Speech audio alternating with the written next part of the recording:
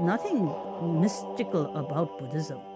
Yeah, of course, through the ages as it has been taught, and because of so much of the influence of certain cultural ideologies, and also how people assume what it is, and also to some degree how it is presented.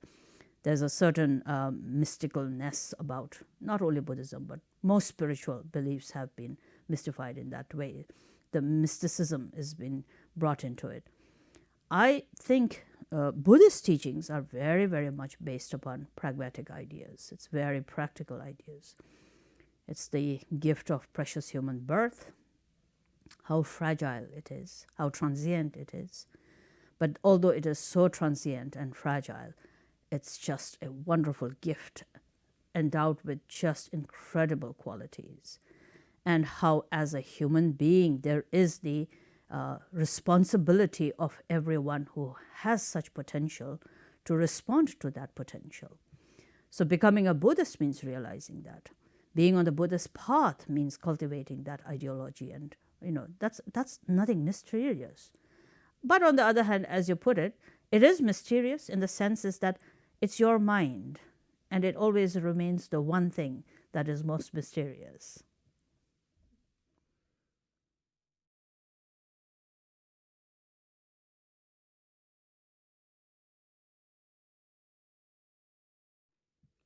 I think referencing, I think it is about the old Hindu tradition and the Hindu mythology. Now you have to see that the Buddhist tradition also is an Eastern tradition.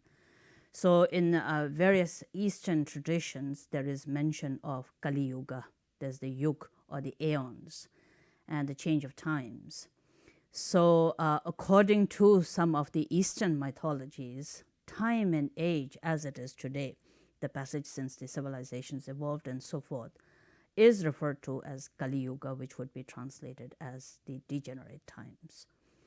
But while it has an aspect of enumerating according to the passage of time and aeons, characteristically also, Buddhists do speak about today's times as the degenerate, not out of any other reason other than the fact that wherever values, integrity, honesty, and the purity and the principles of purity and basic goodness begin to diminish, and it diminishes not by any other thing, but the more and the more rhythm of life and the choices we make and the human mind as it functions, when it begins to move extrinsic of one's own mind, and you search for everything outside.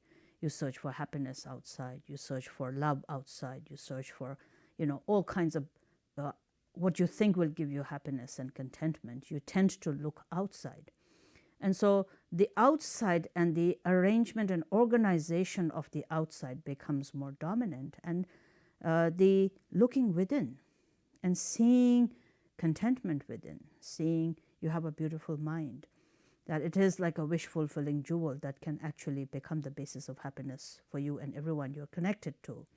That happiness has to be from within, kindness has to be from within, love has to be from within, and so contentment has to be within as well.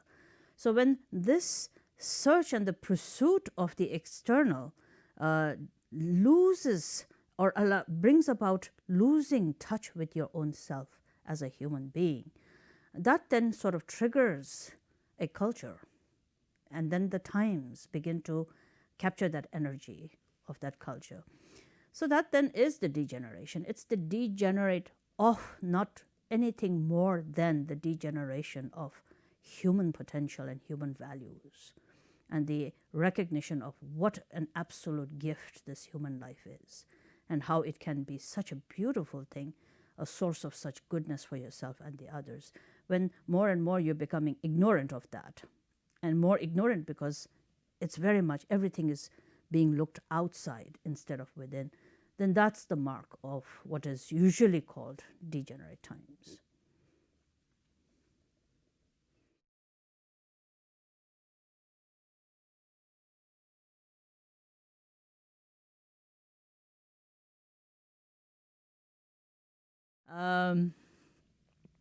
Now the different terminologies that one may use to describe it, but to use a Buddhist terminology, then we would talk about Buddha nature or the human nature.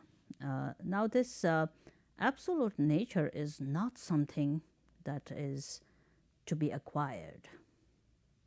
We speak about the purest form of your nature as being intrinsic and pure primordially. So it's always there. How to be with it would only be a relevant question if that nature had to be acquired from somewhere. You didn't have it and then you had to get it. But from the Buddhist teachings perspective is that since it is primordially intrinsic, there's nothing to do for you to realize your Buddha nature. Then one would say, okay, then what is the path? What are all the teachings? What are all the path?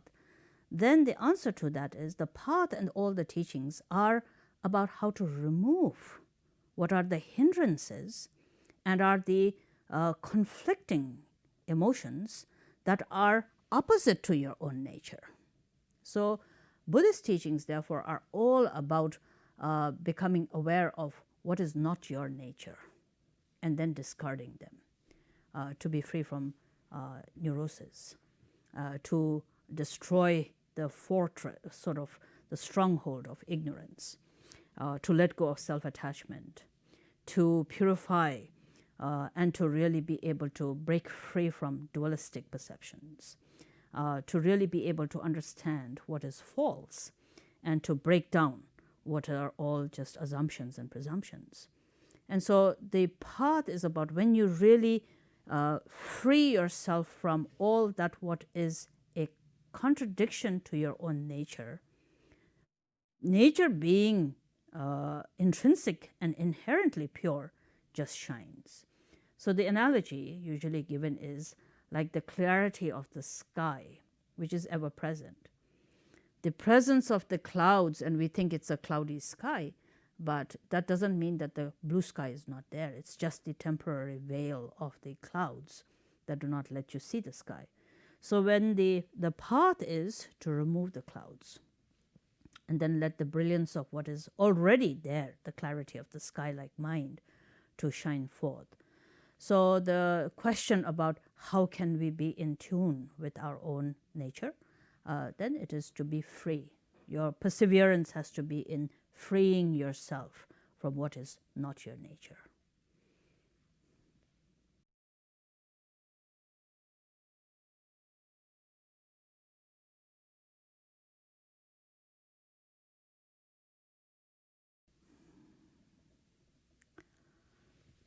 I think the influence of society, and as a woman, you have to oftentimes be so subject to what other people think and how other people perceive you. So I think a lot of the indecisiveness comes not because women are fundamentally indecisive, but I think it is because we are conditioned by so many causes and conditions to be very careful. So you sort of make a decision, but then all the conditions come about which challenges the decision that you've made. And I think it comes across as being very indecisive. I think the answer to that is self-empowerment. I think nothing is more important than for all human beings, men and women. But since we're talking about women, I really think it's very important to feel comfortable in yourself, to be very much assured of who you are. When you know yourself and when you have this inner self-confidence, I think things become a lot more easier. And issues like indecisiveness, I don't think is going to be much of a deterrent.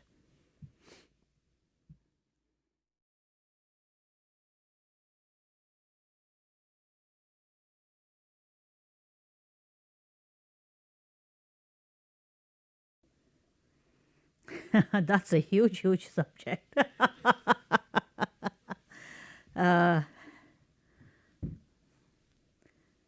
Everything is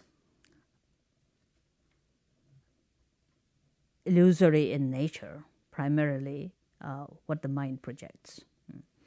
Ultimate reality as being something out there beyond what the mind perceives is a very big subject to analyze and to examine. And some of the very profound philosophy or the views of Buddha Dharma delve within that. Ultimately, to sort of simplify everything, the nature and the reality of all phenomena is said to be illusory.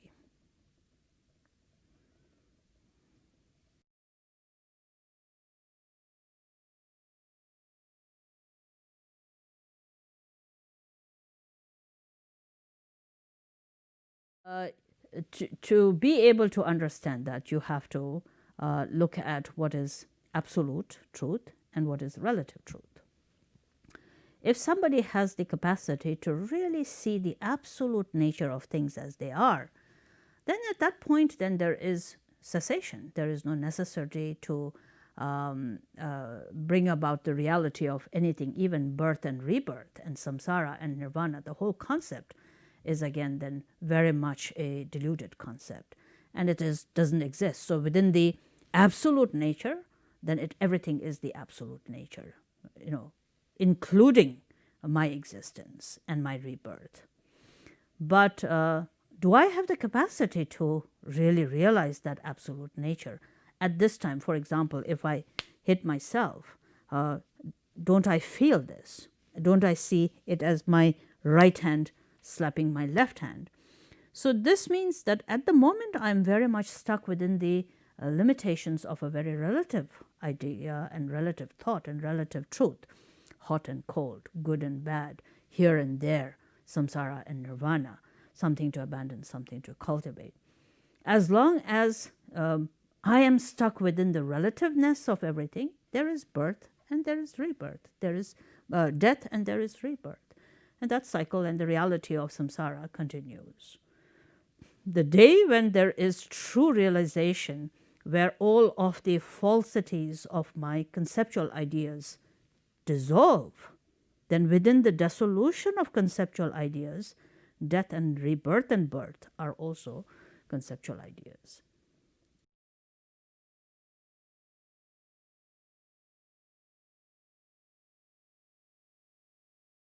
Well, my reading is very much nowadays limited to a lot of Buddhist philosophical books, and I find them all very, very inspiring. Longchen Pa's one of the great masters of Tibetan Buddhist, and of course the life story of one of the great Dzogchen teachers, Patrul Rinpoche, just beautifully inspires every moment. So I think there are so many wonderful books, difficult to choose, but off and on again, I love reading excerpts of the life and short teachings of Patrul Rinpoche. I find them terribly inspiring, and sort of when your mind gets inflated with your own self, these great wisdom words and their life's experiences are so filled with the blessings that it sort of brings you back down to earth. So it's wonderful.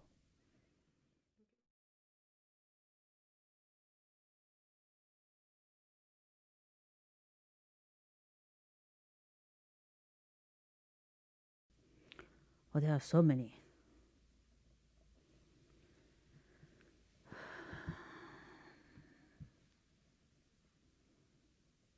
There are just so many. I look at so many wonderful beings whom I have met as well as whom I have heard about that are definitely inspiring. My family, especially the family I come from, has incredible courageous people and visionaries.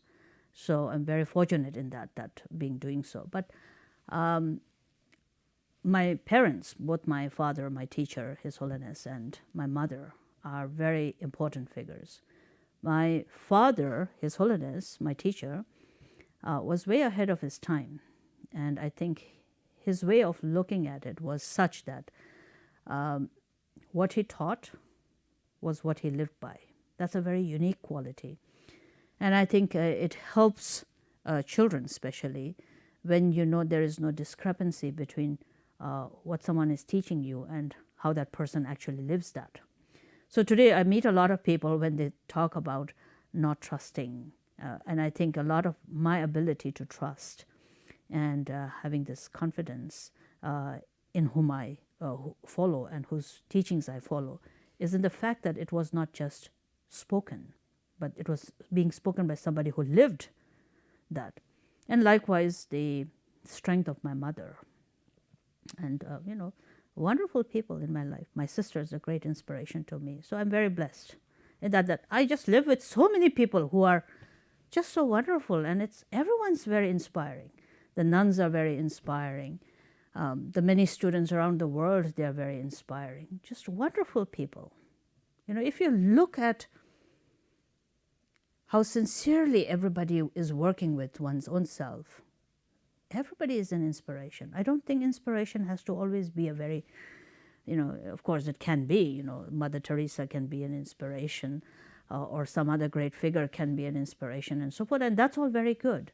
But I think it's also very inspiring. For example, just an hour ago, I met with a little young girl, Clara, and she came to me because people are learning how to make tormas, and she was just playing with Play-Doh, and she had made such a beautiful torma, the Tibetan ritual cakes, the Buddhist ritual cakes. And she had made a little bird and improvised it with a little flower, and and that inspires me. It inspires me to see the beauty of that young child's mind. And what is inspiration? Is it makes you trust the goodness, and that's everywhere.